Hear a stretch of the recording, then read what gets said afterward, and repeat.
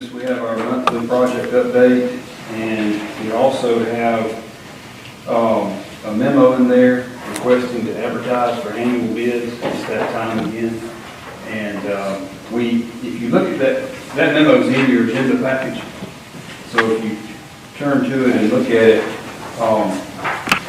we explain in there that our mowing contract does not coincide with the fiscal year, because we like to sometimes try to get started mowing before the fiscal year begins. So we set it up that way the first year, and it's been rolling over like that ever since, or we've been renewing it like that. So what we would like for y'all to suspend the rules during the regular meeting, go ahead and give us approval to advertise for these annual bids, so we can go ahead and try to get a mowing contract in place. I'll say while I'm on that topic, some of the roads, about 15 or 20 roads, we did not spray this winter. We were having some shoulder problems, and so we didn't want to spray them and interfere with that. Those look really bad, but we about got all those mowed. So we've just been spot mowing for those, the worst ones. The other ones, they're kind of a mixed bag. Most of them are okay. They're not a safety issue yet. If y'all have any feedback on any of those, but they're not pretty, and so we're going to try to get a mowing contract in place and go ahead and start mowing, hopefully before September 1st, if we can. Any questions for me? I appreciate you going on the John basketball. It looked good. Yes, sir. That was one of the ones that we did not spray, so it was looking pretty bad. But like I said, we tried to get in there and spot mow those and get them, in pretty good shape until we can get around in our regular mowing cycle. Did we have was there a lapse? And I understand the 15 or 20 you're talking about you didn't spray.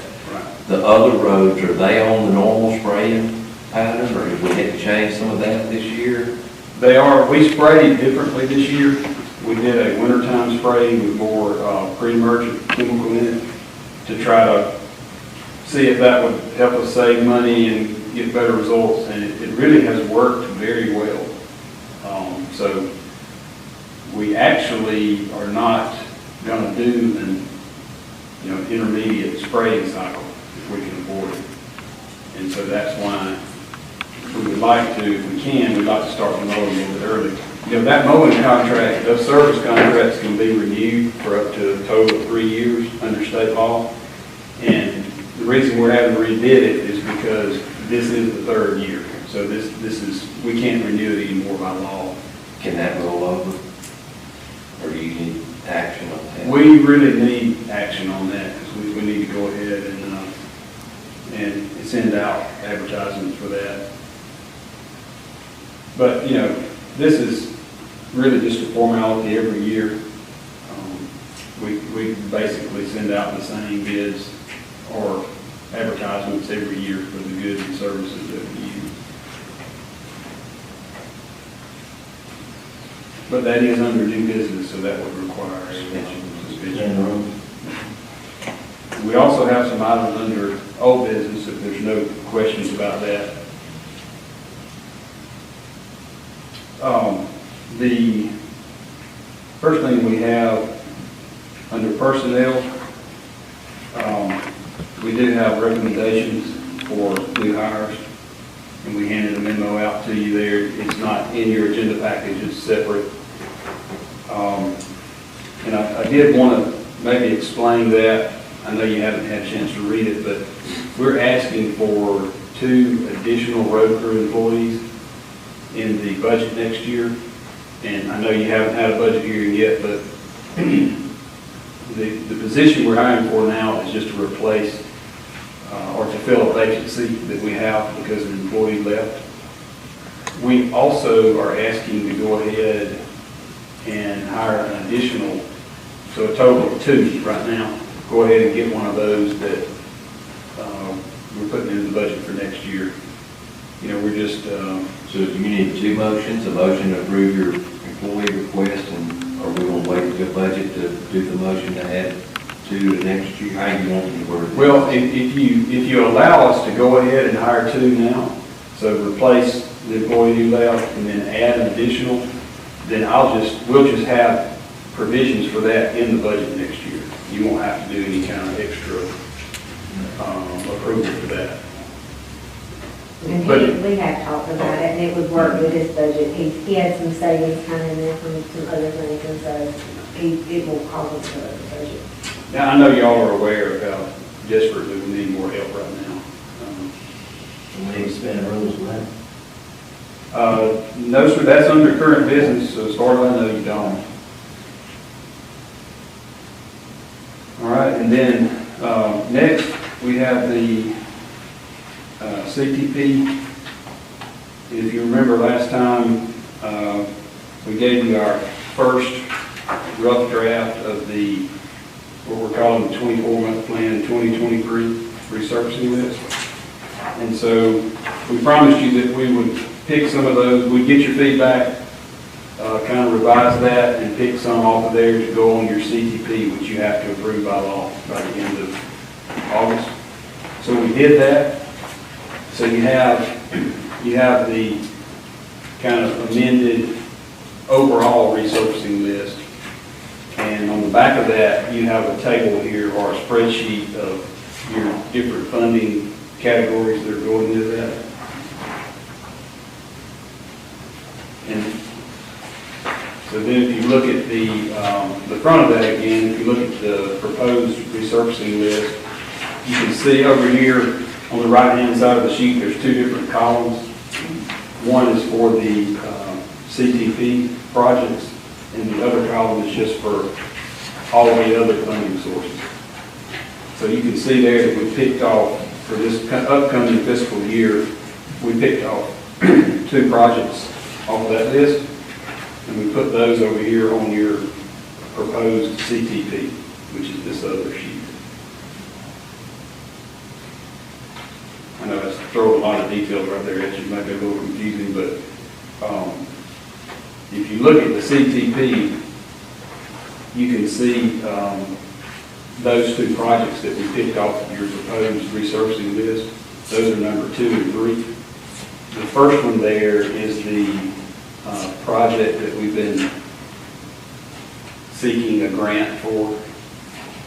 That's down in Goshen to do some widening and improvements right there at Goshen Elementary School to add an extra lane.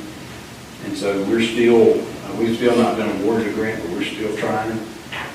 And so we included that on this list because there'll be some match money. If we get the grant, there'll be some match money associated with it that we'll have to add to it. And then the last item on there, number 4, is the debt payment from the 2020 projects.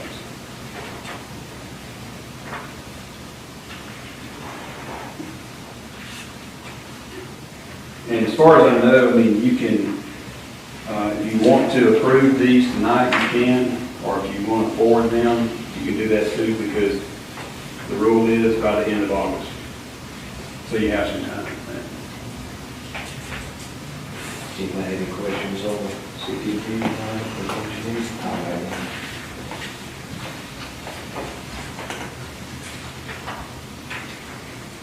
Were you able to achieve the change in District 6 for next year? That got you numbers where you needed them? Yes, sir.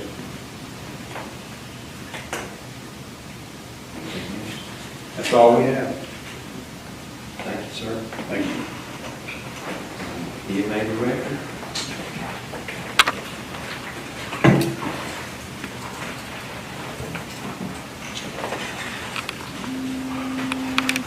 I have 2 items under new business that, one of which I'll ask later on in the meeting that we potentially suspend the rules. The first one is the hazardous mitigation plan resolution. I know Mackenzie sent that to you electronically. It's about 400 and something pages. Unless you have nothing else to do, I have read that. This is a Division B, our 10 counties. We opted to instead of doing just a county hazard mitigation plan, we ought to participate in Division B. We had one of the consultants from Dothan work with us on it. We have to adopt that plan, and so I'm asking you, this can be carried down to the next meeting, but I'll be asking you to adopt that plan. I also have resolutions with the city of Troy, Banks, Brundage, and Goshen, and the school system to adopt the hazard mitigation plan as it's been submitted. It has been approved by FEMA, but we need all the agencies to adopt it since it has been approved. So we will carry that down to the next meeting. The other item is just the MPG grant. This is funding from state EMA.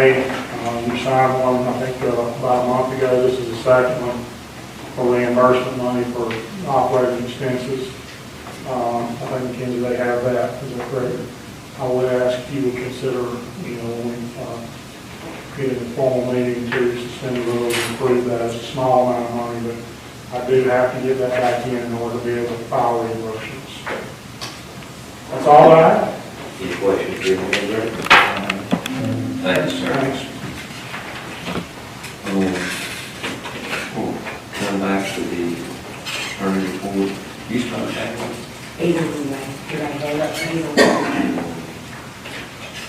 Under commission report, when Alan gets in, we have, we'll ask to go into executive session here in the regular meeting on matter of trade and commerce.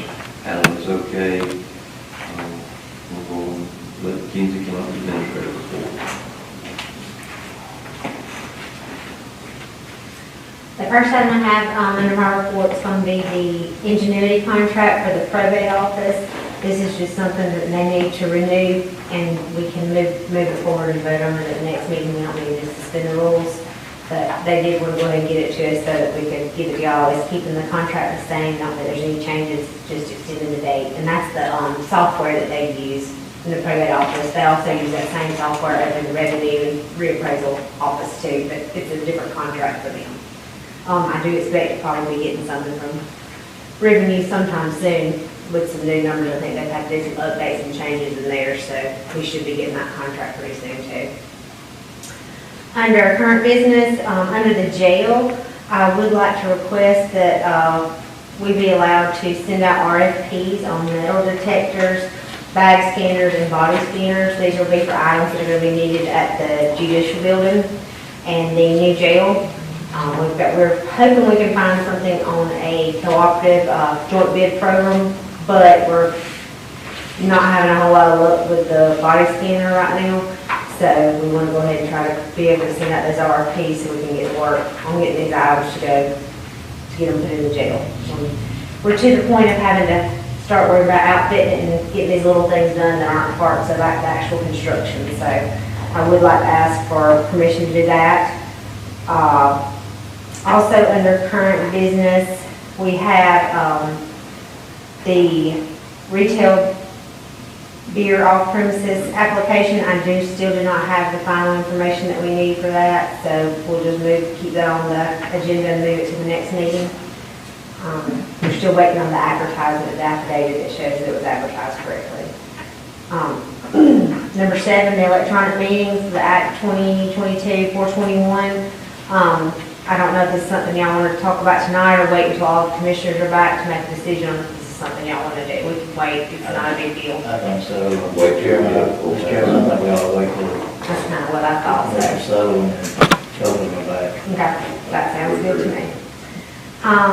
The budget, we are working on the budget. I think I've gotten in most everybody's request. We're working on getting the schedule done, and I'm hoping that we can get that even emailed out to all of you and set up with all the other people that have asked, and groups and organizations that have asked to be on the schedule. So hopefully I can get out a list, but we did set it for starting 3 o'clock on August 8th. The item number 11, the surplus fixed assets request. You've got the memos in your packages. We would ask that you go ahead and approve that tonight so that we can get that removed from our fixed assets listing. The items that are on that list are not anything, these will just be disposed of. They're not anything that can be set up to be sold or anything like that. They're outdated and things that just need to be destroyed that are no good anymore. Item number 12, the telephone system for the RFP. I know I asked last time, talked about sending out an RFP. You had approved it, but we have since found a phone system that we would be very comfortable with, that would be up to date and do the things we need to do on a state bid list that's currently already out there and approved.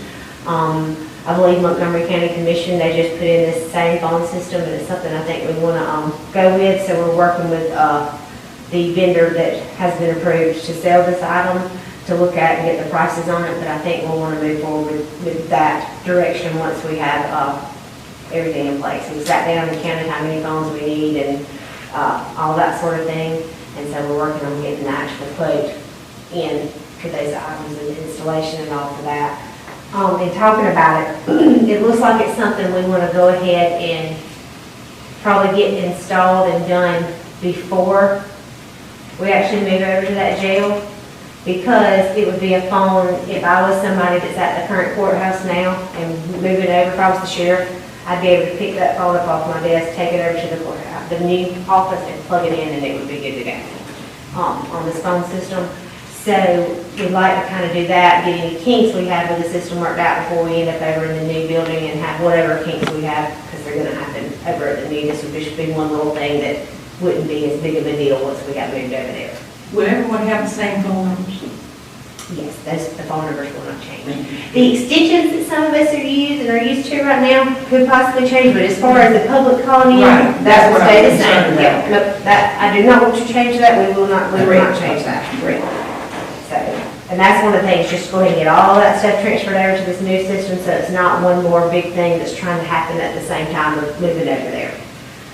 It still will be a few months out before we get it done, but we plan on having this ready to go before we move into there. But for right now, just letting you know that's where we are on that.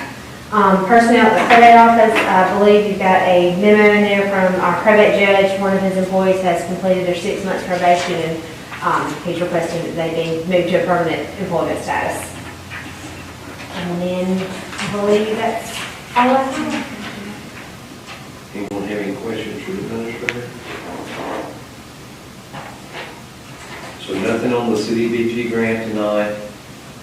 We do have, I think you may have mentioned the Carter Country Estates. I don't know if Alan needs to say on that or not.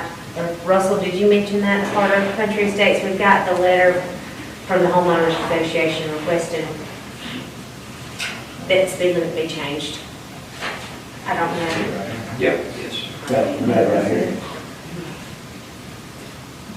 Do we need Alan to do anything further on that? Or can y'all just take action? Take action. Let me look at it during the break and see what you have, Okay, and then we'll get you what you need. okay. But that's all I've got.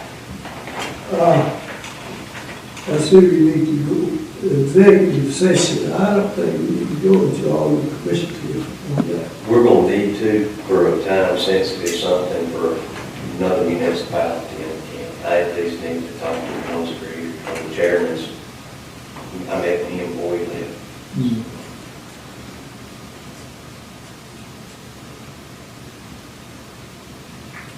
That's all I've got.